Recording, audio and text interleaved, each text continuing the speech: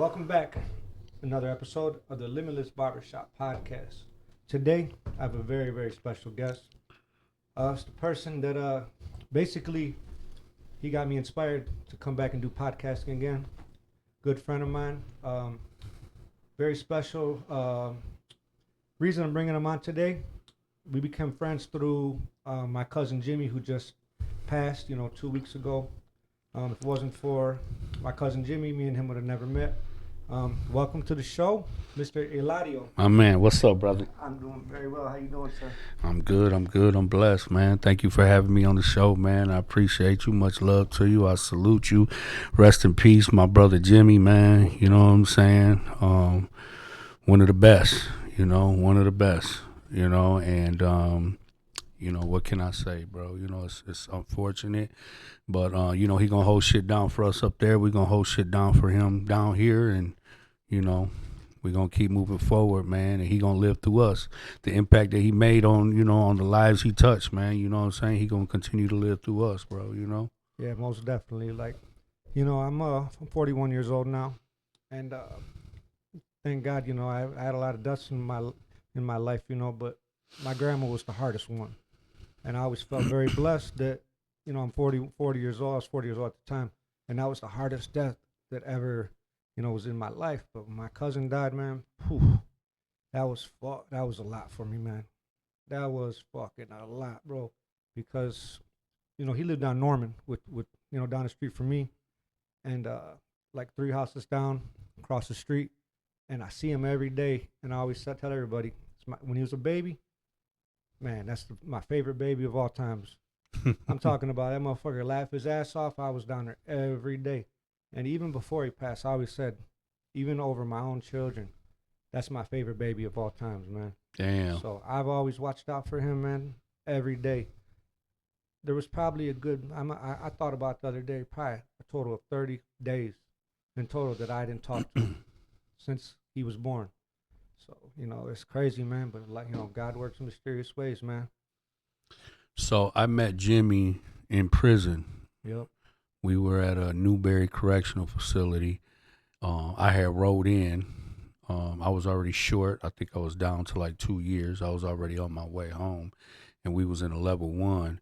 And so as soon as I hit the yard, he already knew who I was. And he was like, he knew my brother from the streets, so he was like, man, I know all about you through your brother Zoe. That's my man's.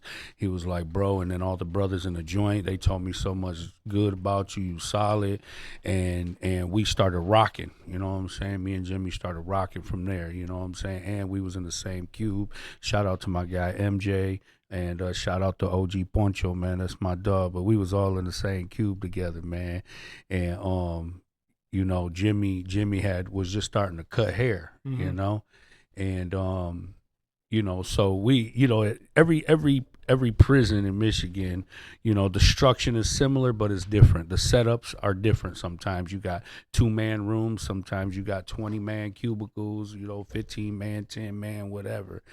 And the bathroom setups are different too. Some got, stalls, some's got curtains, some are open, showers, toilets, everything, and the only place we can really cut hair was in the bathroom, you know what I'm saying? So it was just a horrible experience in prison, getting your hair cut, and you got one motherfucker next to you taking a shit, the other guy on this side taking a shower, you know what I'm saying? And you just sitting there just getting a haircut like this is just normal life, you know what I'm saying? And I'm like, man, I can't wait to the day that we can just be out of this shit, you know what I'm saying? And I told him, because he got really good, and I mean, he didn't even use like real clippers, we were using like beard trimmers, you know what I'm saying? And he was buttering us up though, And I told him, I said, bro, like when you go home, you should continue to do this. And he was like, damn, I don't know. I'm gonna have to train myself to use like real clippers, And I was like, well, it shouldn't be too hard. I was like, because I think you can make a good living for yourself. Because everybody that I knew who was cutting hair was making really good money, know? And he actually came home, stuck to it. He did it. I mean, he worked at your shop. He worked at BY's shop, Legendary. Shout out to the brother, you know what I'm saying? Yep. He worked out of his basement, you know what I'm saying? Had to get it how he lived. Yeah, no doubt about it, man. Yeah. And I fucked with him just because how it started for me and him. You know, I give him $1.50 once a week, you know, to cut my hair, some noodles and a soap, you know. I mean, that was my guy. We broke bread anyway, but you know, when it came down to business, that was our commissary. That's how we pay each other, you know what I'm saying? That's tight, man. I said, God damn, we went from $1.50, we out here now I gotta pay $30. I ain't gonna lie, man. I always wondered how you guys came together. I know you guys met in the joint, but I was always wondering, you know, it's two different sides, you know, all that. And you know, I kind of feel bad. I just thought of something for the first time right now as you're speaking. I told Jimmy, you go to motherfucking prison, man. I'm not writing you no letter. And I didn't. And I didn't. I told him, I said, I'm not going to send you nothing, man. I used to be on his ass. And I was with his mom, Kelly, because his mom is my first cousin. Mm. You know, her dad is my mom's brother. And they were in the car. She goes, hey, here, someone wants to talk to you. I'm like, who? Give me the phone, and he was so excited to tell me that he started cutting hair. And I was for like, real? what the fuck? I said, you're doing what? He said, yeah, I'm tight, man. I'm cutting hair. I said, that shit caught me off guard. I said, oh my God, that's amazing, man. I said, cool. You know, when you get back, we'll talk. And he got back, and I think it was probably a couple weeks, and he started working here with me in the barbershop. Yeah, that's the shit, man. Yeah. That's dope. You know, he had his days. Fucking A. He had days where he had my shit butted up. Then he had days where he had my shit sideways, line up fucked. I'm like, bro. So then I come home, you know, my wife like, who cut your hair, Jimmy? Yep.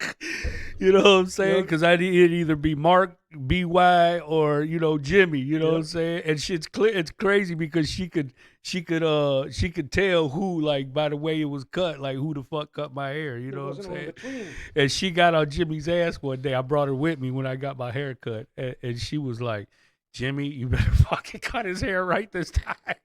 Hey, look at Jimmy. That guy. But I loved him. I was so loyal to him, man. Like, you hey, know, his haircut, you're either gonna get two different ways. It looked like Jesus cut your hair. It looked like the devil cut your hair. Hell yeah. There ain't no in between. It depends on which day. Remember when I was on your podcast, man? He cut my hair for that podcast, and he was fucking like in a hurry and anxiety and shit, man. And this guy sweating man, and shit, bro. like Fat ass sweating. Man. And and after he was done, man, I said, Jimmy, man, I said, God damn, man. I said, you know, I'm going on the podcast, and he goes, it's tight.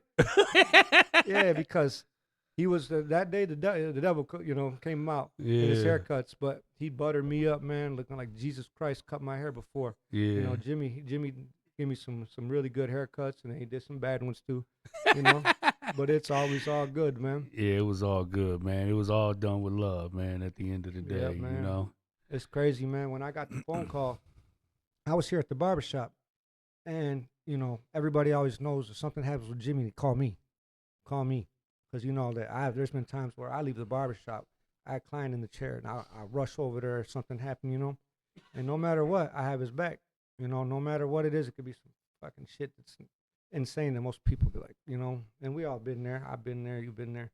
But that's one person on this earth, man, that he could do some really foul-ass shit or whatever. Now, I help him out, you know. I help him out. But when I got the phone call that day, I had a client in my chair. And it's not the first time that somebody called me with that, you know. So I said, what? I said, man, hold up. No, I didn't even know that chick he was talking to. He didn't tell me shit about her. I don't know about you, but brother, I talk to Jimmy all the time. Yeah, he cuts my hair. You know what I'm saying?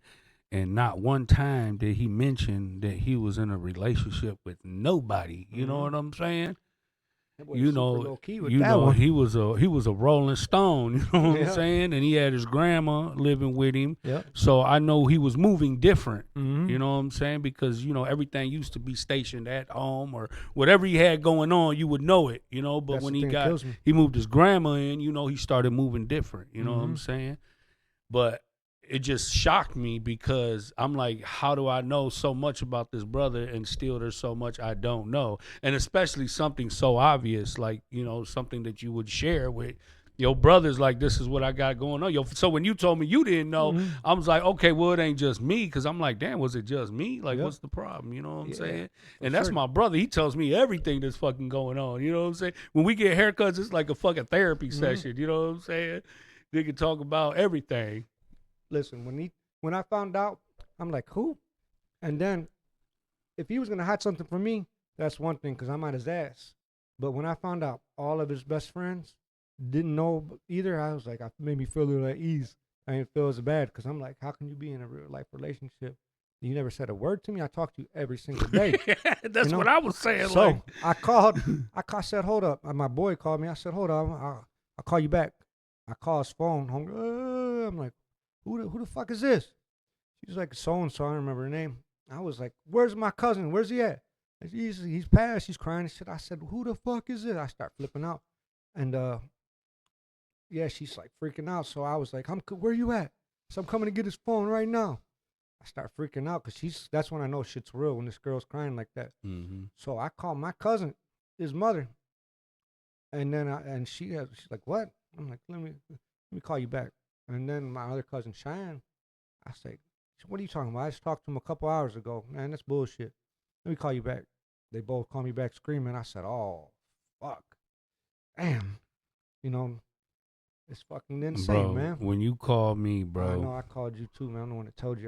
you know, and I'm grateful, you know, that you called me, bro, you know, Mm-hmm. because that meant the world to me, you know what I'm saying? But after you told me that, bro, I went numb. Mm-hmm. You know what I'm saying? And honestly, bro, like I've been home for 5 years. I got released in 2019, and you know, I've been home for 5 years, and life's been a journey, and I've been to more funerals in the 5 years that I've been home than I have in my whole life. You know what I mean? And you know, one of the ones that hurt me the most was Jimmy's, though, bro. When you told me what happened, I went numb, man, because I was like, that's home. That's, Mm-hmm. you know, it's close to home. It's home. That's your people. Your brother just died. You know what I'm saying? 100%. And it's like I just seen him. He just cut my hair. It's just, you know what I'm saying? Like, Mm-hmm. and I tell people all the time never to take your life or freedom for granted. You know what I'm saying? Because, you know, you're here 1 minute and next day you gone. You know what I'm saying? Yep. And that's why I live the way that I live, man. You know, I always do my best to be my best, to show love, courtesy, empathy, you know, compassion for people. You know what I'm saying? Because you don't know, you know what I'm saying? What can happen, how it's gonna happen, and you could be doing everything right in life and just get in a car accident and just be gone. You Yep. know what I'm saying? Just like that. I mean, death does not discriminate, bro. It takes men, women, and children, bro. Mm-hmm. You know what I'm saying? And you know, nobody knows. You know, and that's why I live life the way that I do, and I love the way that I do because at least I know if that day ever comes, bro, that I don't have to live or die with no regret. You know what I'm saying? Just knowing 100%. I did my best every day, man. Yep. For You sure. know? And like I know everything about Jimmy. I know who he talks to. Well, evidently we don't since that girl situation. But I will say this: I'm not saying it because you're here on the podcast with me. I'm 100% on this. There's 5 friends that Jimmy has. He has a lot of friends, and out of those 5, you were in the top for sure 3.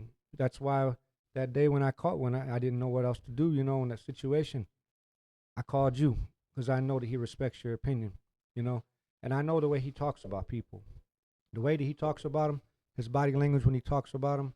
You know, I analyze everything, and I know who he loves and who he don't, and who he's just friends with, and who's an acquaintance and not. You know, and you, that guy loved you, man, like for real, for real.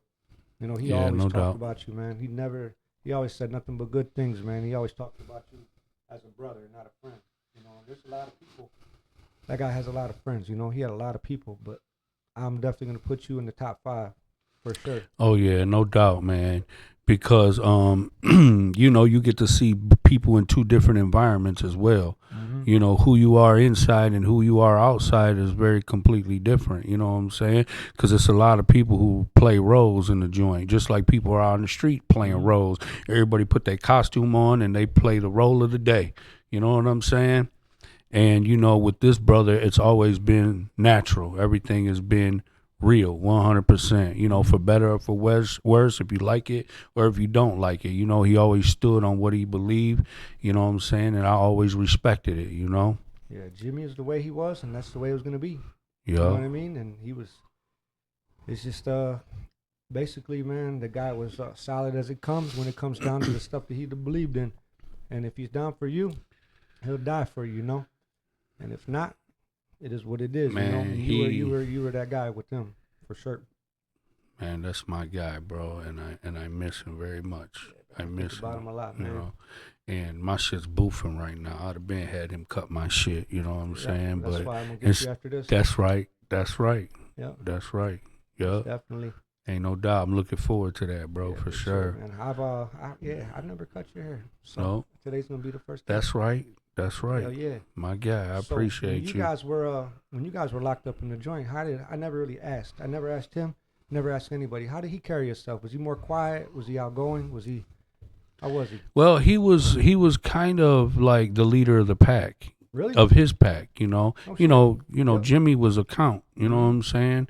And when I hit the yard, he was number 1. He was the first on the yard, you know what I'm saying? So, when I got there, everybody kind of followed his lead, and I mean, it's really determined by the people you have around you.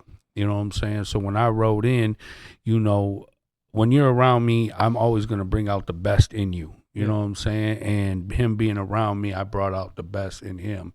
And, his time got harder, though, because they ended up STGing him. STG is security threat group. So anybody who is a gang member, part of a group or anything like that, and they give you STG status, that means that your time is about to be very hard. Your yard time is limited, phone time is limited, amount of visits is limited, secure packs, everything. Like, you are restricted on everything being on STG status. So his time was not like regular time. You know what I'm saying? He had to do hard time because he had to be up early and he had to be in early.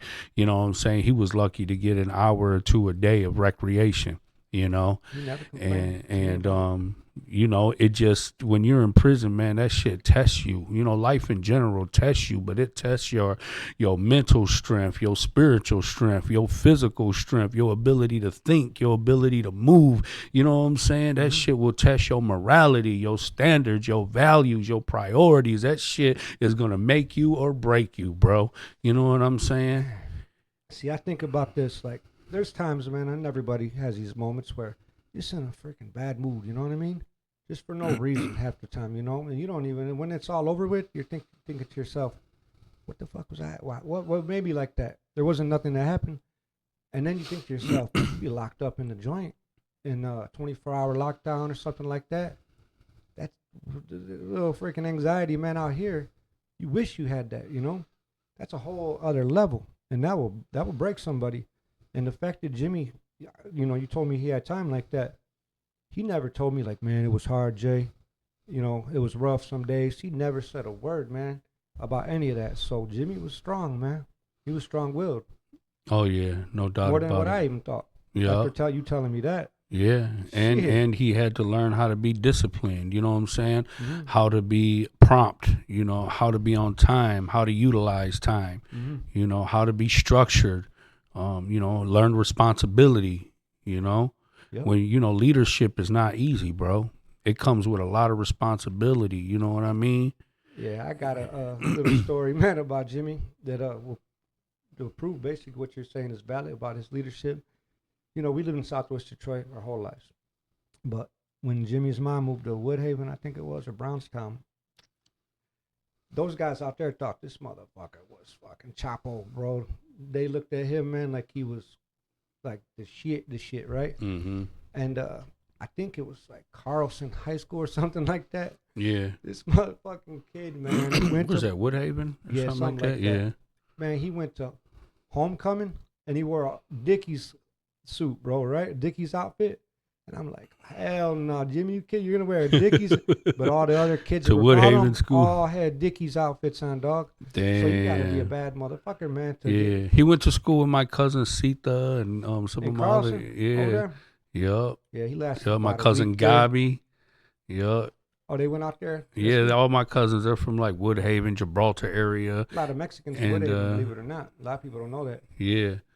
Yeah. Yeah, but yeah, they all wore the Dickies outfit, man. I said, damn, man, you gotta be a strong motherfucking influential leader for someone to wear that to prom. But I always made fun of him. He used to get mad as hell at me. One thing that I was really proud of, bro, is um, the way he loved his kids, bro. You know what I'm saying? Like, he was a good father, bro. You know what I'm saying? He loved his son, he loved his daughter, and he did everything he could for them every day. You know, Yep. he was teaching his daughter, like, you know, because the kids always, when he's cutting hair, they always come downstairs. You know what I'm saying? And papi, dad, I need this, I need that, this, that. You know, and you know, and he was teaching his daughter, you know, like, when there's men around, you know, stay upstairs, don't come around, don't be around groups of men, and you know, call me, or you know, something like that. And you know, you got to teach kids that at that age, you know, when they're little like that. You know what I'm Most saying? definitely. Because You know, go ahead. I'm sorry. no, yeah, and you know, I respected him for that. You know what I'm saying? You have to teach them, you know, how to be respectful and know their place. You know what I'm saying? Yeah, most definitely. Like, especially your daughter. Your daughter needs her father more than anything. You know, boys need their father too, but a girl, your little girl, man, it's very important for them to have their father in their life. Just like what you just said right there. You got a bunch of men here. You know, teach your daughter. You know, you don't need to be around these men. You go Yeah, up, you know, yeah, for sure. stuff like that and everything in between. You know, in between for sure. And that's very important, man. But you know, me, I'm always gonna watch out for those kids now, because something very it's more of a spiritual significance behind what I'm about to say. And some people might say it sounds crazy, but when his son was born, and I heard that it was October 4th on my birthday, in my head, right away, I never said it to anybody, but I always thought to myself, that's a sign if anything happens to Jimmy. That's a sign right there that I got to always watch out for that boy. Wow. And his daughter as well. And I kept that to myself because Jimmy, you know, he did what he does, you know. And I always knew, you know, sooner or later, man, you know, I'd always hope it wouldn't happen, but you know, if it does, that's a sign right there. October 4th, you know. So I got to do what I got to do, and he knows that I'm gonna watch out. He already knew that, you know, since day one. Man, little Jimmy is a spitting image God. of Jimmy. You know what I'm saying? Oh my God, man. You know, it's crazy because when I first met Jimmy, he was like, yeah, they call me Cutthroat. I said, Cutthroat, man, I ain't finna hang out with no nigga named Cutthroat. Right? You know what I'm I saying? told him, I What was the like, I fuck? said, it's dumbass name, man. I'm gonna tell you the story You behind it. know? Go ahead. But he was like, you know, just call me Cut, and we'll just say it's for like the haircuts. You know Yep. what I'm saying? Because I cut hair. You know what I'm saying? And I'm like, all right, man, because I'm like, you know, in prison, you got all these guys with these crazy names. They call me Killer. They call me Murder. They call me, you know, this, that, and the other. Yep. And I mean, you know, so if you give yourself that name, then that means you got to live up to the name. You know, you can't call me Killer and I'm a bitch. You know what I'm saying? If you call me Killer, that means I got to be a killer. You know what I mean?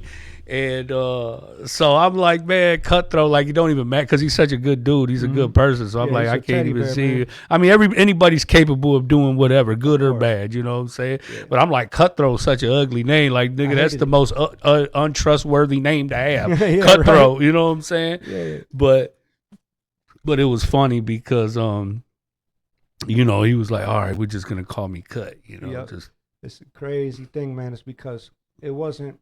About a year or two ago, when he finally told me the story about how he found that name, I said, get the fuck out of here, dog. I swear to God. I said, you never told me that, but when Jimmy first got down, he took my name, Little Styles. You know, he was Little Styles, and that's why that picture that you seen where he has a tattoo Styles right here, you seen that? I put it on Facebook. Now, somebody sent me that picture, and, man, I broke down, man, because he didn't send me that picture for that reason. They didn't even know about that. They sent me that picture, and I seen that tattoo, and I was like, God, man, damn. But he went to prison after that, and when he came back, we never really spoke about that, and he was so filled with tattoos that you couldn't see his styles anymore. So he ended up being Cutthroat, like you said, but I'm going to tell you why they call him that. So I believe I might have told you this, maybe not. His mom got him a fucking strippers, like 3 strippers on his 18th birthday. Man, we're over here. My cousin had a house in Allen Park, so we were already out the hood. She was out the hood. And the strippers showed up, and we're drunk as hell, and he's drunk, and everyone's just twisted, right? And these 3 strippers start giving him a lap dance and shit, right? And this fucking guy was smacking their asses as hard as he can. Wow, wow. I'm like, damn, Jimmy, what the hell? He's having a good time, but he's not realizing he's hurting these girls. Man, after a while, they just got up and left and got the fuck up out of there, right? He was all mad and shit. I said, Jimmy, I started talking shit. I said, Jimmy, what do you think? They're going to fucking stay here? You smacking their ass at full force. I said, it's cool, just a little, but you're over here, motherfucking. So he's drunk. So after that, he's like sitting over here. He got his back turned to me. I got some cheesy poofs. I keep hitting him. And then act like and then he'd get mad as hell. And then like the third or fourth time, he fucking snapped. Started fucking going crazy. He goes in the kitchen, gets a butter knife or some kind of shit and just slices his throat. Dog, That's I said, some goofy dumbest ass shit I ever heard. I said, Jimmy, I said, hold up, man. You mean to motherfucking tell me that you gave yourself that name because you got mad at me and you went and cut your own damn throat? I said, all right, you get it how you live, man. I said, that's what it's going to be. That's what it's going to be. But I guess I could be happy that I influenced him to make his name. To hit him in the back of the head with the damn cheesy ass shit. He had to be He had to be all in his feelings. Oh my God, bro. God dang, you go cut your own throat. I wish he was here, man, so I could call him and he could You tell ain't got to worry about fucking over nobody else. You fucking over yourself. Right? God dang. But those girls, man, I wonder if they might even see this podcast one day. Like, I remember that shit. All right, all old as hell now. That was probably back in about 2000 and shit, 6. I don't know, maybe before them. However old he was, he was 18. But man, those girls were, they were good looking girls, and they had their little dude with them. You know how they come with the fucking whatever you call it. And man, they were like, treating them well, man. There was a lot of people there, and they were giving him a lap dance. And he just had a little bit too much, man. He's a gentle giant, I guess, right? He thought he was being slick and sexy or something. That motherfucker, man, done broke their damn femur with his hand.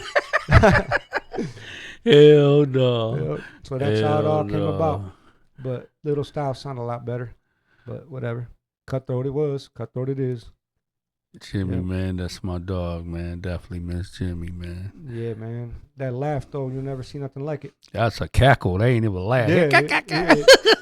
When I seen that video, man, where he's laughing over here in the office, man, I had to put that up because that was the best, perfect example of his laugh because I can't do that.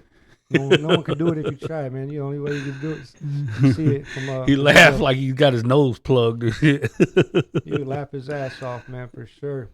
It's crazy because when we was in the joint, everybody used to be like, man, y'all look alike, man. Yeah, y'all look true. alike. Like, That's what true. the fuck? Is y'all cousins, y'all brothers or something? You know what I'm saying? Because we both got them box heads and shit. Big square heads, you know what I'm saying? From behind, you look just from behind with that head.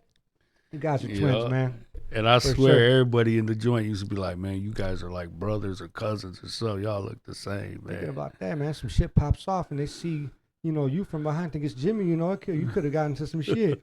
Like, you know what I mean? One thing for sure, they wasn't going to confuse me, bro, because they knew you've been what. around for a long time up in there and shit. Yes, sir. Motherfucking podfather. Yes, sir. Yeah, For yeah. real, man. So, I had a question. I always heard in Michigan prison, it's a lot different than prison in California and other states. Oh, yeah, definitely. Yeah, so, I have a lot of my homeboys always tell me stories and stuff like that, and they always say that, like, if you're a Latin count and you go up in the joint and there's some cash flows or some folks, if you're from Southwest Detroit, they don't beef with each other. It's something like Hispanics always striving through advancement. Hispanic Americans striving towards advancement. It's called HASTA. Yep. Yeah, so they come. So it's basically like if you're Cuban, Puerto Rican, Mexican, whatever it might be. If you're any Latino, but even if you are a brother who grew up in a Latino community, there was brothers who were black, they were white, Arab, but they had kids that were half Latino because their women and wives were Latinas. You know what I'm saying? That puts them in, huh? So I say, you know what? Yeah, your sons are Latinos, your woman's Latina. Yeah, come on in and learn about the culture. You know what I'm saying? Mm-hmm. So I was always open. I always was open to diversity. You know what I'm saying? And especially when people truly appreciate our culture, and I was always willing to share the knowledge. But HASTA was an organization that was put together, I would say probably in the 70s or 80s by the Latinos in prison. And there wasn't a lot of Latinos in the Michigan prison system and then there weren't a lot of prisons in Michigan back in the days, you know what I'm saying? Like there was only like Marquette prison and Jackson prison and like Ionia prison, like MR Michigan Reformatory, like these were actual prisons. And then later on they started building correctional facilities and camps, you know what I'm saying? So then that's when Engler was in charge of everything, and they were building all these prisons and locking everybody up for everything, you know what I mean? Yeah. But the Latino brothers, no matter what, whether from the smallest to the tallest, they was gonna stand tall on their shit, and they organized, had an organization and utilized sponsors from the community to be able to support them, come in and educate them, about Latino people. They used to have Latino baseball teams, and it was just a support group for the Latino community within prison. You know what I'm saying? I like that. Yeah, and it was really positive. But the thing is, if you fuck with one of us, we gonna tear your ass up. You know what I'm saying? Like I said, it didn't matter. From the smallest to the tallest, numbers didn't matter. Nothing. We're all going. And it was crazy because even though we were the fewest in the population, the Latinos, we were always posing the biggest threat because of our bravery, you know what I'm saying? Because we were always willing, we were always united, we always stuck together. It didn't matter what city, what gang you were from, you know what I'm saying? It was always respect, we left all that at the door, and so it gave us power, it gave us structure, you know what I'm saying? Even with me, like they bounced me around from facility to facility. They never kept me no longer than 2 years at any compound just because of the influence that I had, you know what I'm saying? Like, it was just, I was influential, with all houses on the yard. I had good relationships because I spoke everybody's language. I was very diverse. I've lived in all white communities. I've lived in black communities. I've lived in my own community with my own people. So I knew how to speak everybody's language. Yeah. And everybody couldn't do that. You know what I'm saying? Yeah. I see that about you. I've noticed that about you since day one.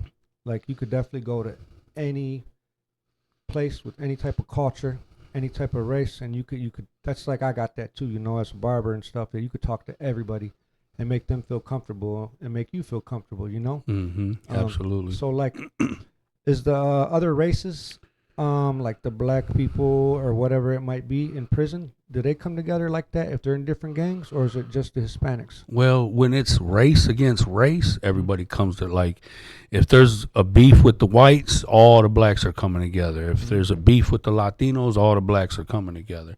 But outside of racial issues, everybody, like the gangs today, especially here in Michigan, we're very diverse. You know what I'm saying? You got GDs of all colors, you know what I'm saying? Black, white, brown, red, you know what I'm saying? Arab, everything, you know what I'm saying? Cash flow posse, Latin counts, like, even though these are Latin gangs, Spanish Cobras, Latin Kings, all that, they do have members who are black, who are white, but grew up in the same communities, you know what I mean? Yep. So a lot of times, like back in the early 2000s, everyone thought they were gangbanging. And if you look at the early 90s, they weren't doing shit. The early 90s, man, is when this shit was really, really popping, in Southwest Detroit. When you say the word Cobras, that was big, man, 1992, 1993. They'd be over there on Wendell, and over there by Ferris and stuff like that. And then Young Guns. You remember Young Guns? Of course you do. Huh? I'm a cash flow, baby. So Young Guns. So we're talking Pitt Street, Retired, though. Yeah. Retired. Yep. So sure. We're talking Pitt Street, man. You got right there on Wendell where the, what's it called? WWGs. And then you got, go to Carson, 2300. Young Guns, and then go all the way down Pitt to Honora and Green. You already know who's down there. You already know what time it is. 2400 cash flows. Yes, sir. TP City, big. Yep. And I'll never forget the day, man, to this day, where I was a little kid. I'm on my bike, and all of a sudden I see, no lie, without exaggerating, a good 100. They were coming from Wendell, WWGs, and they were all walking in the middle of the street. And I'm on my bike. I'm like, oh shit, what's about to pop off? And then if you look all the way down Pitt, you see the cash flows coming about 100 deep. Yeah. Yeah. And they came, man, and they met in the middle of the street, and nothing happened. They talked. But I'll never forget that day for as long as I live. And I've seen a lot of crazy Ain't shit, no you doubt. know? Yeah, right there on Pitt. Pitt and Central was like the divider. Yep. You know what I'm saying? Once you go on this side of Pitt, you know you dealing with young guns worldwide. All this side of Pitt, it ain't nothing but 24s on this end. Yep. You know? Yeah. See, my neighborhood, Norman Street, was Young Guns. Mm-hmm. And, you know, I got a million different stories, and I know you do too. But one that comes to my mind is, I'm not going to say no names, was the leader of the Young Guns. And, you know, I guess he passed or whatever. He went to join, got out and passed or whatever. But there was a guy who was right in front of my house. Right in front of my house. There was another guy. He was a young gun, and he wanted out. So I know all these guys by first name because, you know, my cousin Kelly, which is Jimmy's mother, and her sister and all my other cousins. I'm like all of my first cousins. I'm the only boy, and I'm younger. You know, they're all older. So all the young guns will be in my mom's basement, man. You know, I knew all those guys. Well, anyways, the dude wanted out. So we had to go heads up with the leader. Man, there was about, they walked down the street with the leader, and the dude was by himself. So knuckle up. I went to Catholic school. I went to St. Stephen's. So I remember my cousin Katie and my cousin Adam. We all had it. We just got out of school, so we all had our uniforms on. And man, he started like getting the best of the leader. You know, I could hear, you know, that sound, you know, hitting flesh. I'm like, oh shit, right? And then as soon as he started getting the best of them, all of them jumped on his ass, started whipping his ass, and the one dude hit him with the Swiss Army knife. All right, now it's like man, they kind of stomped him out a little bit against the house. This is right directly across the street from me on my porch. They stomped him out, and then they let him get back up to finish the fight. Man, the dude got up, he's all bleeding and shit, started fighting, started, you know, kind of going back and forth. It wasn't one-sided, and then the leader got up behind him like this. They started trying to choke him. Bit his fucking ear off, spit it on the floor, had blood all over his. What? Fucking looking like a damn lion, man. They just ate a fucking gazelle, right? And I'm a little kid. I'm probably, no lie, I'm probably about, you know, 8, 9 years old. And my mom goes and she's a nurse. You know, my mom's a nurse. She goes and gets the ear, puts it in a motherfucking wet cloth, puts it in the refrigerator, tries to save the ear. Damn. That's crazy, right? That Yeah, dude still ain't got no ear. Damn, that's wild as hell, bro. Yep. Yeah, for sure, man. I brought you something though, bro. These are fresh off the print, man. Oh shit. You know, it's a extra large should be good for you. Yeah, man. But you know, I brought you. It's my new design right here. Come check me out. $20 a t-shirt. Real everyday people walk a mile in my shoes. I got t-shirts. I got hoodies. $40 a hoodie, $20 a t-shirt. But I brought this one for you, brother. You my guy, man. Much love to you. Oh yeah, for sure, man. I gave you a red bag because I know that's Jimmy's favorite color. You know what I'm saying? Yeah, I appreciate you, man. Thank you, sir. Yeah, no doubt about it, man. Yeah, let's talk about your podcast, man. Like your like I was a guest. I always appreciate you bringing me on, man. I really had a good time, you know. And like I said earlier, when Jimmy told me you have a podcast, and I'm glad that, man, me and you know, Jimmy introduced you to me because you're a really good friend of mine. Now we're always going to be like that, you know. And when I came on your podcast, man, that really, really put a fire in my ass to get back at it, you know, because I seen what you were doing, man. I see you're consistent, man, and you know, I see you have different type of people on there, and you know how to talk to everybody, man, and the temperature of the room, man, you fit in no matter what. What you got going on right now, man? I see you going every week. What's your next move? I just want to educate people about people. You know what I mean? So it's like I always want to have, you know, interesting people, of course. You know, I'm not going to put somebody on there that ain't got nothing to say or don't know how to talk. But, you know, I respect people from all walks of life, man. You know what I'm saying? And I just created this platform so we can break down barriers of, you know, racism, prejudice, biasness. You know, everybody judges a book by its cover, you know. And that's why on the back of my new merch, I put walk a mile in my shoes, because it's easy for you to judge me without knowing what I've been through to get to where I'm at today. You know what I mean?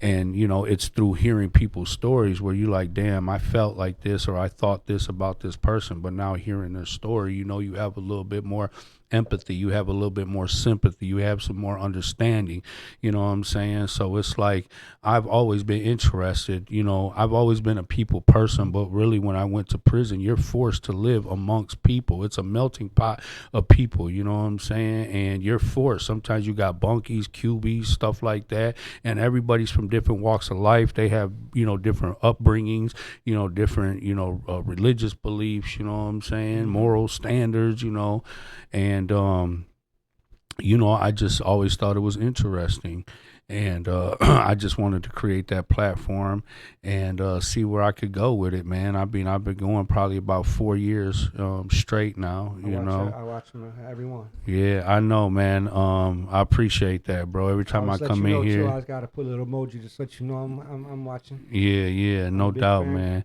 And I was like, damn, when you had I had seen the one that you had did with Mark Riley. This was before when I first came home, and I thought it was dope. And then like after that, I didn't hear no more about it. I know you probably got your business, you got your shop going, so sometimes it just you don't have the time for it. 4 years ago. Yep. So I was like, damn, that's dope. And then I just I became a victim of a situation that it's like this, man. It's kind of messed up, but I admit it. So I don't know if you ever seen statistics on people that start podcasts. They say that I think like 90% of people that start a podcast don't make it past the 8th episode, right? And I was on that one podcast. I was looking at some statistics, and I said, it says this is our 8th episode, and I'm like, it says that people don't make it past 8th episode, but we're gonna go strong, this and that. But I'm bragging about it, whatnot, and man. It happened. It happened to me. You folded up shop. I was like, damn. I watched that episode, man, about a couple years later, and I seen that little part. And I said, oh hell no. I said, damn. I become I'm in that group of people now. They messed up. But man, when I seen that you were doing your thing, and Jimmy showed me, and I started watching it, and I just visualized, man, somebody being locked up for that long. Locked up in a cage, man, and then coming out and interviewing all these people and doing it well. And that really inspired me, man. And I was like, that put a fire into my ass real quick when I seen you do that. I just, I did the work. You know how God, prepares you for things and puts you through things, puts you under pressure. He'll test you. He'll teach you, and, you don't realize what he's preparing you for. And when I came home, 90 days after I got home, I ended up getting a job working at the Detroit Hispanic Development Corporation in Southwest Detroit. And, that really just kind of gave me a lot of direction. And I learned, they do healing circles there, you know what I'm saying, which I was very familiar with because I was practicing the Native American traditional ways while I was in prison. And I was learning about, being a fire keeper, healing circles, talking circles. And it was just like, they had wanted me to do facilitate life skill classes like, anger management, critical thinking, effective communication, parenting. And I had taken all these classes. I was facilitating all these classes in prison, life skills. And so coming home and getting a job, doing everything that I learned, like being in prison was more like being in school for me, and this right here is very special. I love this from the moment I've seen this. And that's why I asked you if we could put it in here because, the book is called As a Man Thinketh by James Allen. And it was an absolute game changer for me, bro, because if you haven't had the chance, I don't even care if you read or you don't like to read this book. It's a small book, but it will make a huge impact. It's called As a Man Thinketh by James Allen. And this book was a game changer for me, bro. You know what I'm saying? This statue, I would get this tattooed on me. I remember. Yes. And the book, I don't care who you are, where you from, what you believe, it's for you. You know what I'm saying? It's all about you. And it shows you that you have the ability to grow, to change the direction. It's all about the way that you view life, the world, what you hold on to, what you let go of. You know what I'm saying? But I mean, it's one of the most and I've read it probably at least 50 times. You know what I'm saying? And every time I read it, I get something out of it. You know what I'm saying? Yeah, I never heard of that book before. I'm going to have to check it out. I'm at the Listen, yes, bro. I encourage you to. You know what I'm saying? The way that when you first seen that statue, your eyes lit up, man. You were like, man. Because this was the game changer for me, bro. When I read this book, it was the game changer. It solidified. It taught me that I do have the power and the ability to make my own decisions. You know what I'm saying? Yeah. We put ourselves where we want to be. If you don't want to be here, this is not for you. Allow yourself to grow, relocate. So many people are afraid of change. You know what I'm saying? Because change is uncomfortable. You have to make sacrifices and you may suffer. You know what I'm saying? But the outcome in the end, even though at the time it just seems unfair, you don't understand it, you don't know why, all you can do is focus on the suffering, but the outcome in the end, it'll all make sense. You know what I'm saying? And the more you get to know yourself, the more everything around you starts to make sense. You have clear understanding about who you are, where you want to be, the people that are around you, what your purpose is in life, and the direction you need to be headed in. You need focus. You need discipline. You need direction. You need guidance. You know what I'm saying? Yeah. Knowing when to be the teacher, when to be the student, when to speak and when to listen. That's a bar for sure. That's definitely a bar. I like that. And if you think about it, you things aren't going the way you want them to. You have these goals, and you're not doing them or whatnot. God gave us free will, and that's what when people pray, I feel like when I pray, I'm like, God, can you please do this for me or do that for me? And then one day it came to me. I'm like, I'm not gonna pray and ask God to do these things for me or to make this happen for me. I'm gonna pray and not ask for something. I'm gonna pray and basically thank God for giving me free will to do these things on my own. Like, we have free will. It's up to us to do what we want to do. And, unless you have a disability, other people, some people do. But if you're sharp, man, you have the ability to do whatever it is you want. And that's a beautiful, beautiful gift, And there's a lot of people, though, that don't know where to start. Yeah. And you start small. Decisions. You just have to start making all different decisions. If you usually go right, today you're going to go left, or maybe you're going to go straight. Just know that you have options. You know what I'm saying? Do the opposite of what you do. And you don't have to just change your whole life overnight. It starts out small. Yep. You know what I'm saying? That's when you mess up, when you try to do everything at one time. You know what? I'm going to keep playing soccer, but I'm going to fall back from baseball. Or I'm going to play baseball, but I'm going to fall back from basketball. Or, I always tell people, if you pick something up, you got to put something down, you know? Yeah. Just like people want to get in shape, right? They want to go get a gym membership. And they tell people, I'm going to go 7 days a week, 2 times a day. And it's like, all right, cool. I hope, you do. But that's putting too much on yourself. It's baby steps. You go outside in the morning and motherfucking walk around the block. You don't got to run. And just do that. When you try to give too much to yourself, that's when you fold, man. And you're like, fuck that. That's too much, There's just too many people who want their life to change, but they don't want to put the work in. 100%. You know what I'm saying? They want to sit here and want a different life, but don't want to put in no fucking effort, bro. You know what I'm saying? Like, you sitting here just being content with being stagnant. You know what I'm saying? Just hoping and wishing for some shit to happen. I wake up every day and make shit happen. I pray every single day, bro. And then I take it from there. I let God do what he got to do, and I'm going to do what I'm supposed to do. Yep. 100%. Like, I went to church this morning, my wife and my kids went in there, man. I felt better when I left. And a lot of people say they want to start going to church, and then they give themselves way too much. And by them giving themselves way too much, or expectations, man, they end up not going at all, So what you just said, like in that book you were talking about, probably breaks it down for you, just like that. brother, you're going to love it. You're going to thank me. And every time you read it, you're going to learn something different. You're going to learn something about yourself. You know what I'm saying? Once you figure yourself out, everything else starts to make sense. Yep. You know what I'm saying? It's like the smoke clears and now everything makes sense. The people, family, friends, you know what I'm saying? Yep. Like me, I had to learn how to say no. When I went to prison, it was vital that I learned how to say no because I did not know how to say no.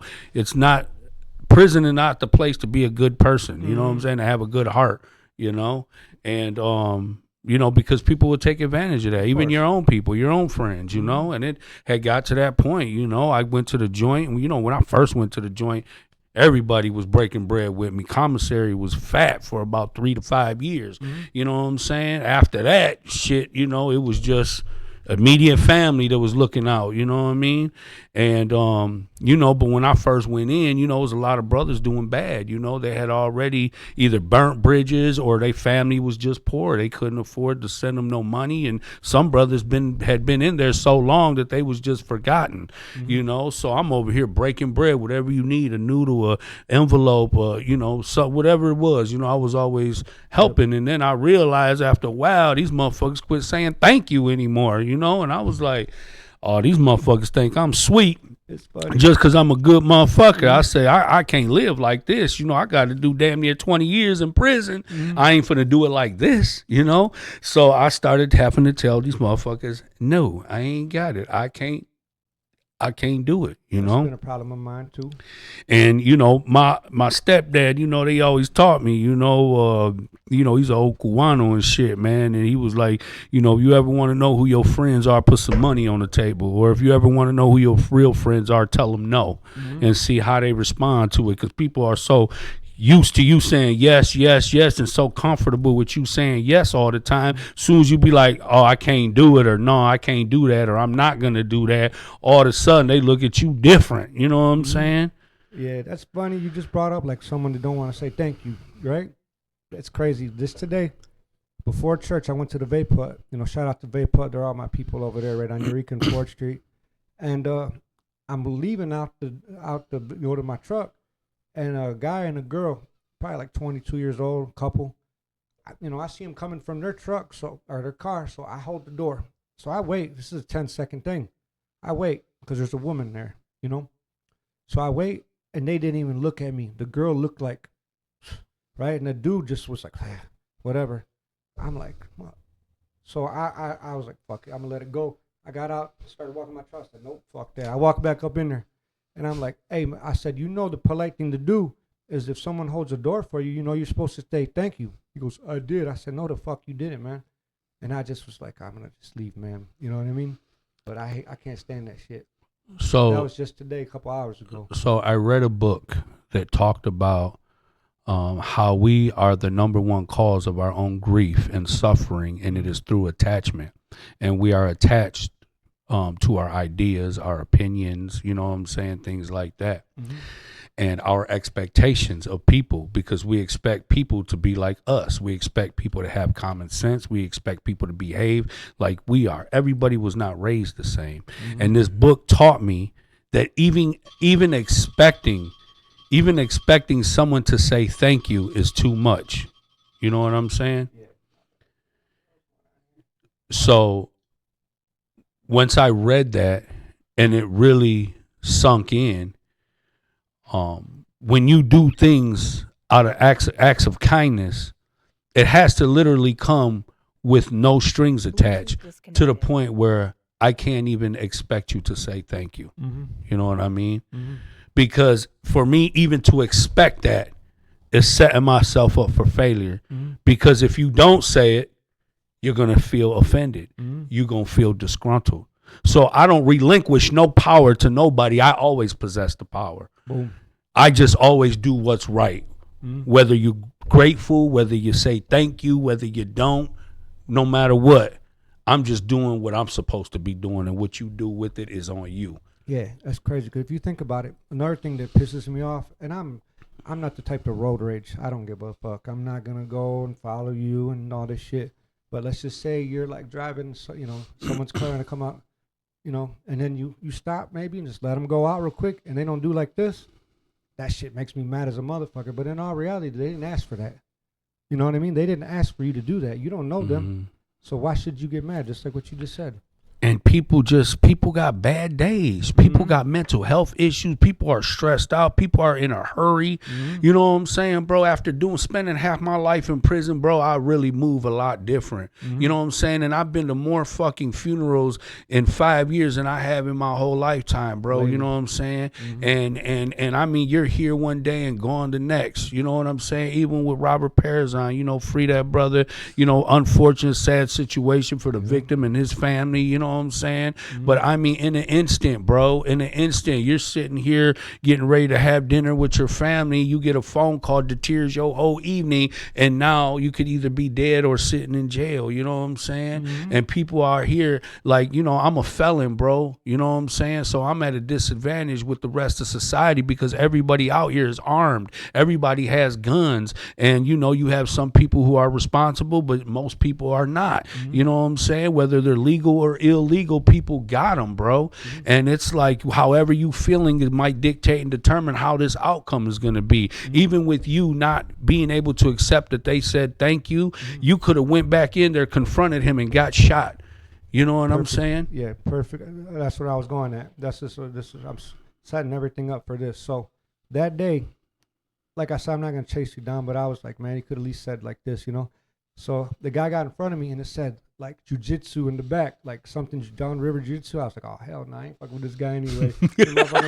Triangle chokehold on the my God. street. But I ended up knowing the dude. He's a friend of mine, and I didn't know that was him. And one of the guys that goes there, I told him about it, and he told him about it. He goes, man, tell him. I said, man, you know, he just got a divorce, man. He was arguing with his lady, just like you said. You don't know what people are going through, you know. So that's definitely true. So you can't take everything personal. I'm still learning, you know. I'm still trying to better myself and the things that I do, you know. But it's all. But that's how important it is to understand. You know what I'm saying? Like they say, first understand before being understood. You know what I mean? And you got to understand that we cannot control others. Yep. That's and so many people stress themselves out trying to control things that are out of their control. Yeah. You know what I mean? And we cannot control others. I can't control how you think, how you act, how you speak. All I got to do is move around you. I got to be able to maneuver the same way I maneuvered in prison. We have foul officers. They came in there having a bad day. They was having a bad week, month, whatever the hell they going through, want to come in prison and have it with a bad day and turn my day into a bad day. You know what I'm saying? So I had to learn how to really maneuver. And it's the same way out here. I don't have ego issues, pride issues, none of that. I will get out your way because I really don't want no problems. You know what I'm saying? Yep. I love my life. I love my family. I love my freedom. You know what I'm saying? And I want to live forever. You know what I'm saying? And I tell people all the time, I'm a giant. I walk like a giant. I think like a giant. But you can't be a self-proclaimed giant and let all the little shit bother you every day. You know what I'm saying? Like that's why I don't care. I'll get out your way. You know how people get on your ass on the freeway because they in a hurry. I'm finna get right on over and let you go. It ain't nothing to take me extra 5-10 seconds to get out your way. Instead of some people will be like, oh yeah, you want to get on my ass? Go ahead, I'll break you. And next thing you know, some shit pops off. Somebody's dead. Somebody's dying. Somebody's going to jail. You know what I'm saying? I don't have time for that shit, man. I've been home for 5 years, bro, and nothing has come easy. But I ain't never been did as good as I'm doing today. You know what I'm saying? That's funny you say that, man, because on everything, same thing with me. You want to get on my ass? I don't get mad on the road. Motherfucker say some slick shit online. I don't get affected by it. I don't have that type of anger and violence in me because I think about it like this. I got kids. I'm going to go beef with some motherfucker, man, and get into it and do all this crazy shit. And then guess what? I'm going to have my wife and kids. I'm going to be driving down 4th Street. I'm going to see one of them guys. And they're going to try to confront me when I'm with my wife and kids. So guess what? If I'm with my kids, you want to call me something? I guess that's how I'm going to be. I don't give a fuck. And I won't think about it the day after. But it took me a long time to develop that type of mentality and really mean it. Because, man, I was out of my mind, you know. I was very, very, like, take things personal, doing crazy shit, you know. And now you look back and you think about it, like some of the people that I did something to, like, I didn't know them. You know, they were just on a different side. And that same person might have probably saved my life one day, or had my back one day, but we never gave them, we never gave each other a chance to even get to know the real, person that we are. And you look back and you're like, damn, we are knuckleheads, man. You only got one life. How you gonna live it? And you're gonna be good out here or in there. So it's crazy, man. Yeah, no doubt about it, man. It's crazy because even as a gang member, like I was always able to go wherever I needed to go. I was always able to pull up at places that everybody didn't have the privilege to, you know what I'm saying? Because I've been a hustler since I was young, bro, since I was a kid, you know what I'm saying? Like I was the firstborn of 3 sons raised by a single mom, so I had to grow up fast, and I became the man of the house at a young age, you know what I'm saying? And my mom always taught me only the strong survive, so that's how we live, by all means necessary. So I got that hustler in me, bro, you know what I'm saying? Like I refuse to lose. I feel like if I don't hustle, I don't eat. And I don't mean just like negative drugs or nothing. I'm talking about working. I work all week, long hours. I work the weekends, you know what I'm saying? I'm working now. You know what I'm saying? I'm working right now, bro. You know what I mean?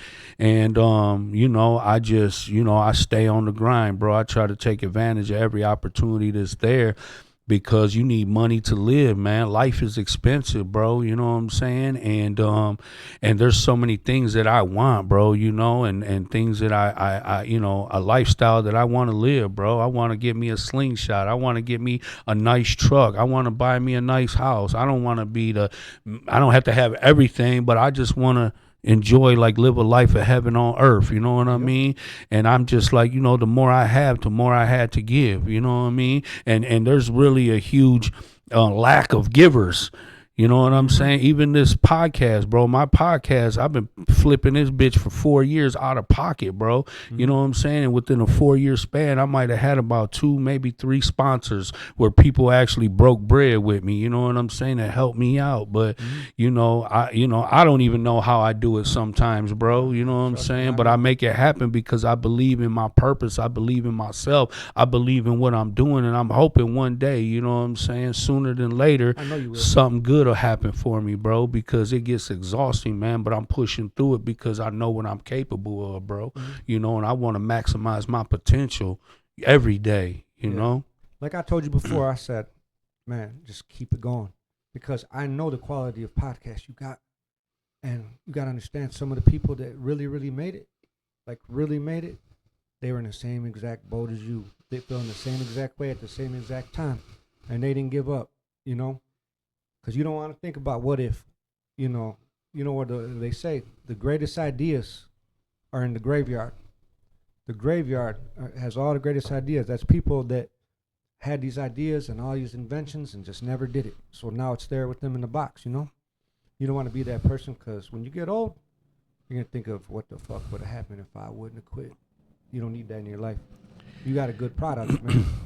You got a good thing going. You just got to keep it going, and God will do his thing. And that's what it come down to, bro. I wouldn't lie to you.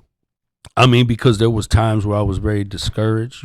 This is time consuming. It's financially consuming. And, there was times where I'm like, man, I'm just fold up shop. You know what I'm saying? Because I started out with purpose, and now I'm like, is this like just a project? Am I doing this as a hobby?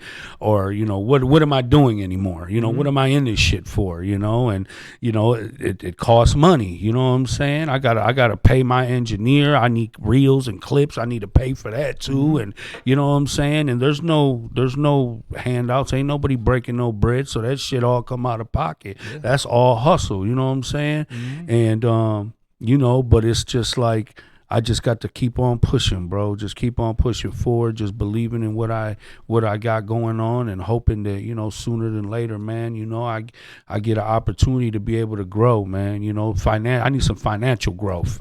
Let's put it this way. One day, when you're doing it big, and you got millions of views, we're going to go back and we're going to watch this little clip right here that we just did. Yeah, no doubt. We're going to freaking play it over. We're going to put it on repeat. That's right. At a party. We're going to throw a big-ass party, man, in a big screen. Non-stop repeat.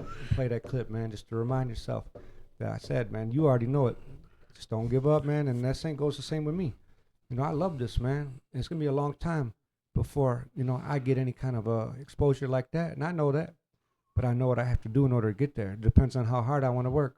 Mm-hmm. Do I want 1 week take a week off, 1 week turns into 2, 2 week turns into 3. I know how it goes already. I already been Mm-hmm. there. So I And love it, man. There's nothing. This is God's greatest gift is conversation. The gift of conversation, to have a conversation with somebody, and I love it, man. That's one of my favorite things to do is to talk to people, man. So I said, why not? Let's just fucking record it, man. well, I facilitate healing circles with the youth at the Let's talk about that at too. the DHDC, Mhm. and that's what our whole healing process was based on is word. We call it palabra. Palabra means word in Spanish. You Like know what DJ I'm saying? Hurricane. Pasa la palabra for sure. Mhm. And teaching them how powerful words really are. You know what I'm saying? Like, you can use words to build people up, or you can use words to break people down. Words have brought about peace, and they've also brought about war. You know what I'm saying? And it's about what is being fed into your brain is coming out of your mouth. What you believe and what you feel is coming out of your mouth. So we're teaching these kids young so that they understand that they are responsible for what comes out of their mouth and what they're putting into the universe and what they're contributing to the world. You know what I'm saying? And even when you communicate with yourself, a lot of people, they still seeking an identity. They trying to figure out who they are, where do they belong, where do they fit in at, and all that type of stuff. Yep. The world is built off of yin and yang. Everything that we have that's good, it's got a bad to it. Mm-hmm. Black and white, cold and hot. You know what I mean? And then words, like you said, you got good ones that could build you up, and you got motherfucking bad ones that could tear you down. And that's the truth. And I really wanted to ask you more about the healing circle. You said it's more of like maybe like a ritual of Native Americans or something like that. Well, what it is Explain it to me, we 'cause we've just been talking about it for a long time. I never got to ask you that. So we use healing circles and we use medicines. Medicines are natural herbs from the earth, sage and lavender and sweetgrass and stuff like that for protection, for cleansing, all these types of things, for blessings and all that. And these are just, there's no ritual. It's not an indoctrination. It is just a practice. You know what I'm saying? The Native Americans acknowledge the 4 directions of the earth, the whole universe, the elements, northeast, southwest, fire, water, wind, earth, all that type of stuff. You know what I'm saying? These are real elements, and all these elements exist in us. You know what I'm saying? So when we talk about healing circles, it's just like we grew up in a generation where men were not taught to be able to be vulnerable. We were not allowed to speak about our emotions and how we felt and express, anything like that in a productive manner. And I think that's why we had so many aggressive, violent, and angry men, because we never knew how to deal with our emotions, because we were never really allowed to talk about them. You know what I'm saying? Until now. So now when we groom the kids and we talk to them, you know what I'm saying, and teach them about healing, because kids are, they inherit trauma. I had a lot of inherited trauma. I had to inherit a lot of my mother's trauma. You know what I'm saying? And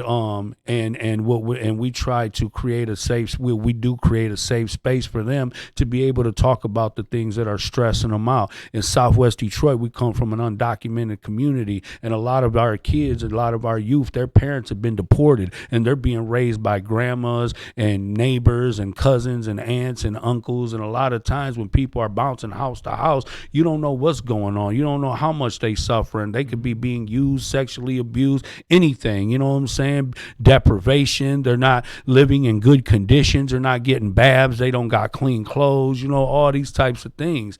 And so we're just trying to teach them a better way of having morality and letting them know that it's okay to share, what's heavy with them. You know what I mean? Yeah, and heal from the wounds, because we all out here like dogs licking our own wounds. You know what I'm saying?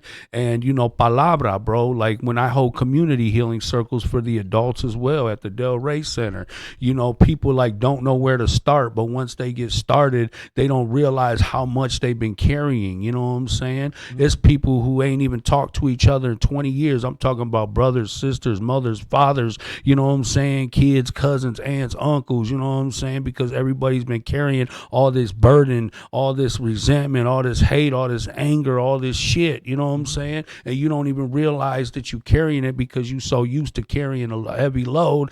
And then once you start talking about it, man, like people feel so much better, you know what I'm saying? A lot of times we feel like victims. We feel like we the only one going through this shit. But when I hear your story and I hear her story and his story, I'm like, damn, I'm not alone. Everybody's struggling in one form or another, and it's okay to talk about it. You know what I'm saying? Yeah, for sure. Like I've had stuff in my head, man, trapped in there, you know, that I never said a word to nobody about because I felt like I'd be looking at it like I was soft, you know?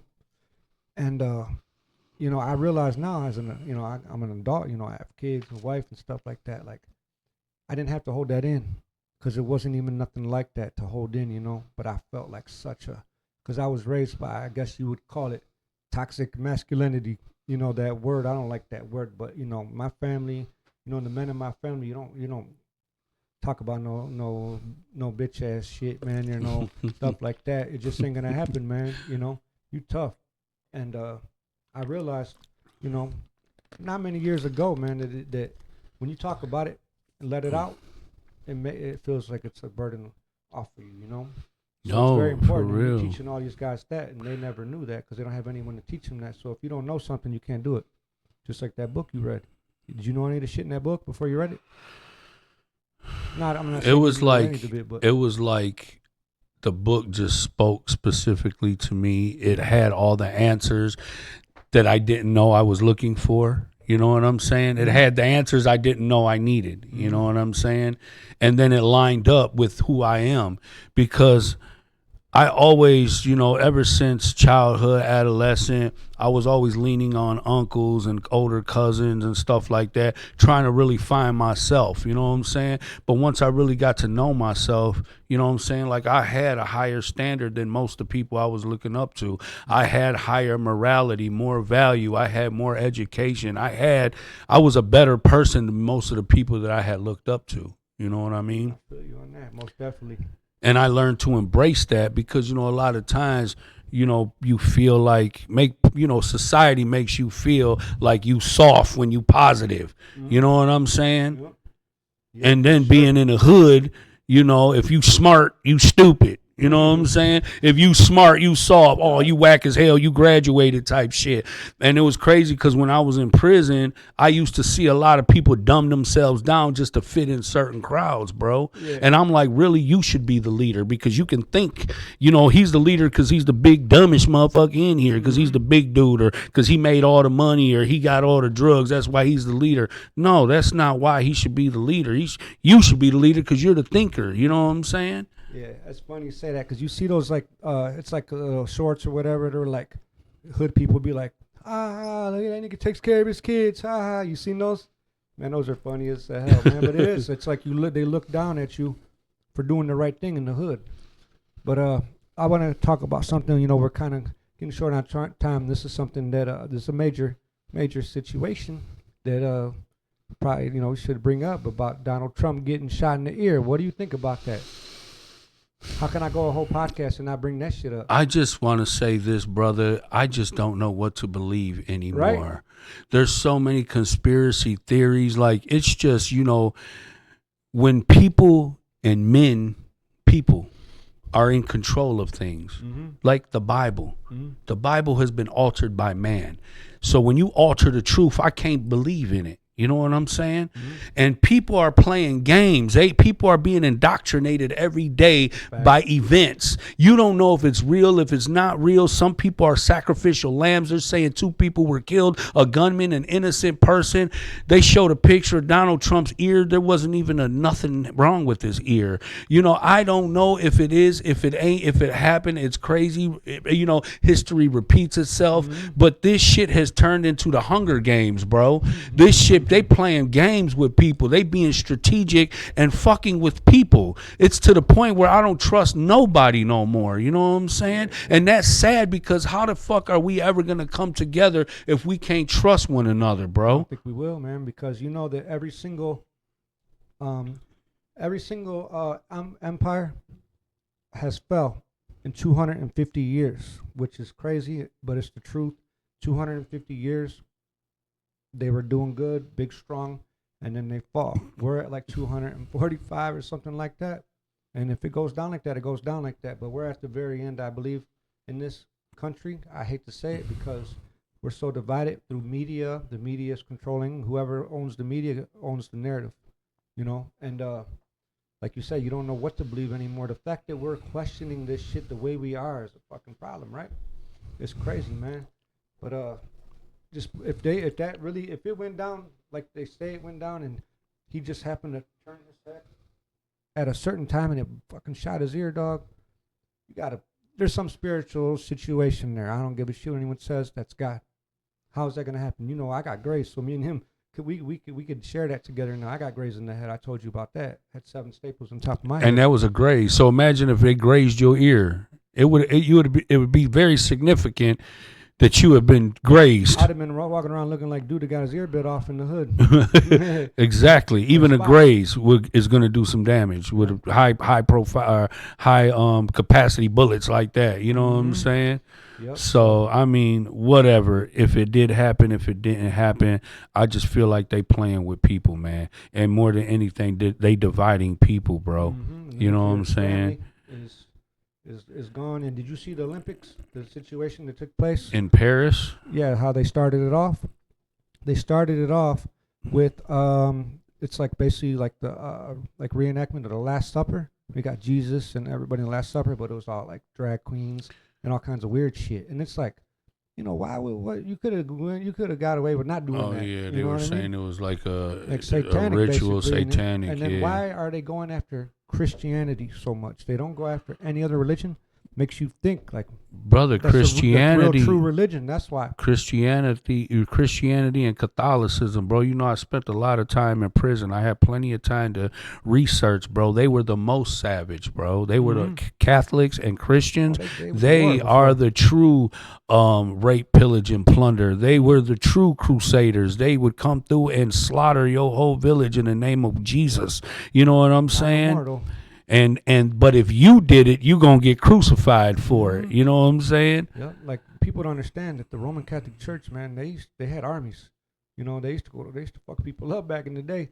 You know, rape, pillage, and plunder. You know. Yeah, but here goes the thing: they will not say a word about the Muslims because the Muslims stand on business. You know, they'll go fucking blow your shit up. You know what I mean? They won't say nothing, but they always want to talk about Christians because Christianity turned the other cheek. And you know Andrew Tate. Andrew Tate is? He's a dude that's a social media guy, big influencer, big tough guy and shit. And he's a man, you know what I mean? Like a man. And he said that he was a Christian all these years. And he said he changed and switched to Islam.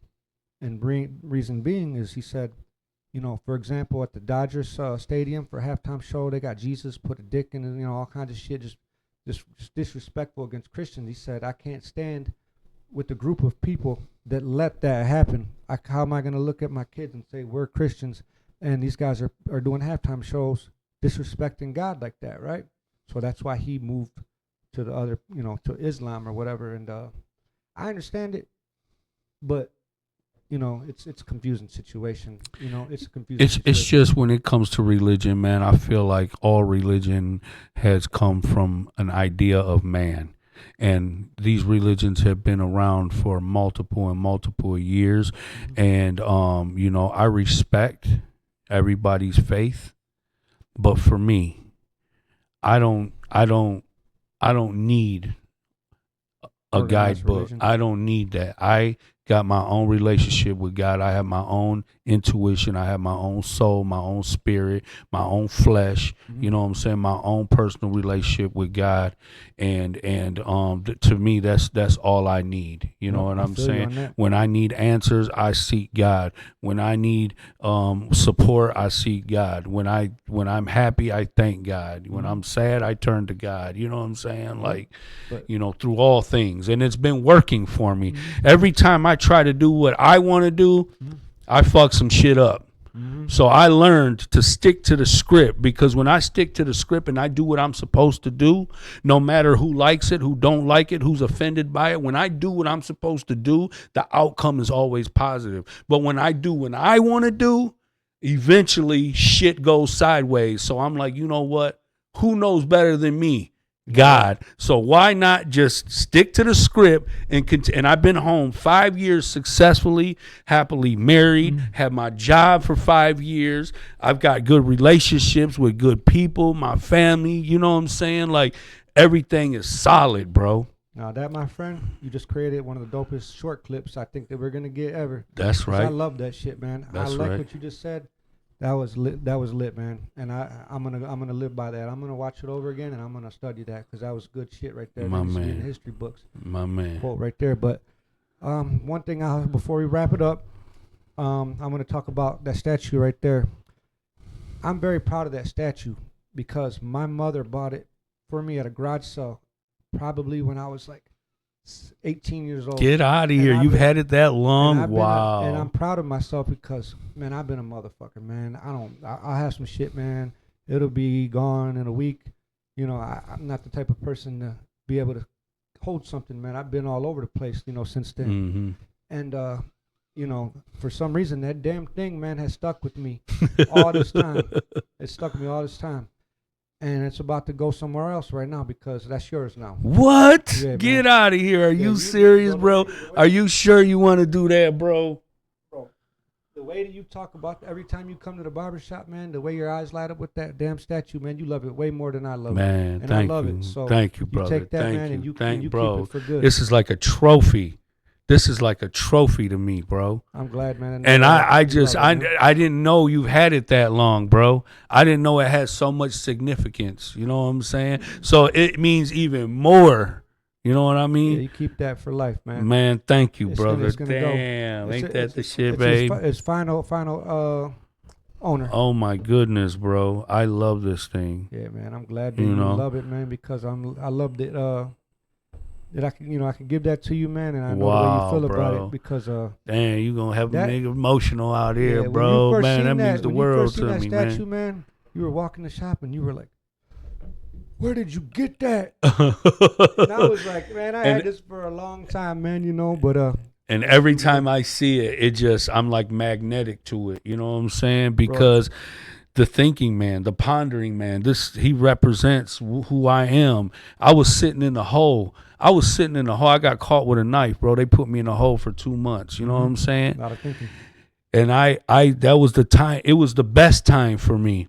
Because I was so stressed out in population, bro. It was nice to get a break from GP. Every day I'm around 1,000 to 2,000 men all day, every day. It was nice to get away and be able to tap into myself, do some soul searching, do a little bit of inventory, get some rest, get some mental rest, and just do some soul searching, bro. Get to find myself, you know what I'm saying? Yeah. And pondering, thinking, you know what I'm saying? Like, help me grow. It helped me change, bro. It's been, you know what I'm saying? Like, this is very, very special to me, brother. Everything happens for a reason, man. And, you know, you being up in the cold like that, thinking like you were, has a lot of significance of your life right now, I'm sure.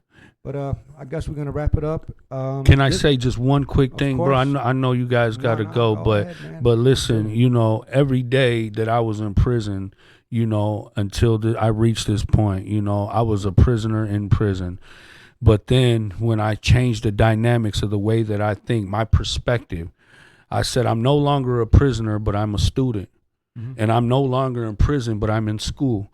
So every day that I wake up, I am a student and I'm in school and I'm going to learn something. And what I learn, I am able to teach. Each one teach one. Yep. You know what I'm saying? So, for me to be able to change the dynamics of how I move within an environment like that was all through perspective. I love that. You know what I'm saying? I love that. Man, utilize your power, man, for real. Hell yeah, man. Most definitely love that. But this is our second podcast.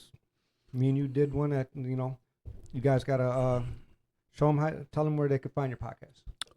El Nino podcast on Facebook, on Instagram. What else? TikTok, El Nino podcast, man. Hit me up, holla at me. Hit me up for the merch. You know what I'm saying? Yes, definitely. Jay Hernandez. That's what it says, right? Yup, Jay Hernandez. Did it say Limitless Barbershop? Oh, yeah, Limitless Barbershop. Yup, check me out on Facebook. Yup, you can go to YouTube, check me out. $20 t-shirts, the back of them say real everyday people walk a mile in my shoes. Because I mean that, man. You got to be able to know where a person been through before you start judging somebody, because you don't know what they had to do to get to where they at today, Yep. And then that quote right there, people that use that quote, they can't stand behind it with their past. You're the definition of that. And that's you, bro. I feel like I just got a trophy, nigga, like an award, bro. For that boy real. Got a chipped knee. I just realized, but we're all good, man. Hey, we something like that. Better than a chip shoulder, baby. Man, this is a very special episode because talk about my cousin Jimmy, and we're all gonna miss him, and he's looking down. I know he's watching us do this podcast. Oh yeah, right definitely. Now. So I know he's happy, man. He up there cackling like a mug. Yeah, with that. God's probably like, who the hell laughs like that, man? You know what I mean? But I appreciate you. Yeah, no doubt, man. Yep. Yes, I gotta try to sir. get to do this better, man. I realize podcasts always get up in the wires. Me too. I be doing the same shit. I be like, I'm trying something new because when I end it, I'm always like, I'm over here and then you can't hear me. I'm over here like, can't hear. So I'm trying to figure it out. But little by little we learn. But because when you greet a person, bro, you don't just greet a person physically. You greet a person spiritually as well. You know what I'm saying? That's like you ever shook somebody's hand and you was like, oof. You know what I'm saying? That energy wasn't right. You know what I'm saying? And or sometimes you shake a person's hand and you feel powerful. You feel positive. Like, damn, Hey, what about them dudes, man? You shake your hand, they gotta show you that they're a man and crush your shit. The fuck, I'll bro? be like, dog, come on with all that extra ass shit, man. Just give me a pound, bro, and keep it moving. You know what I'm saying? We're gonna go ahead. Limitless Barbershop Podcast. And we are out. Much love, bro.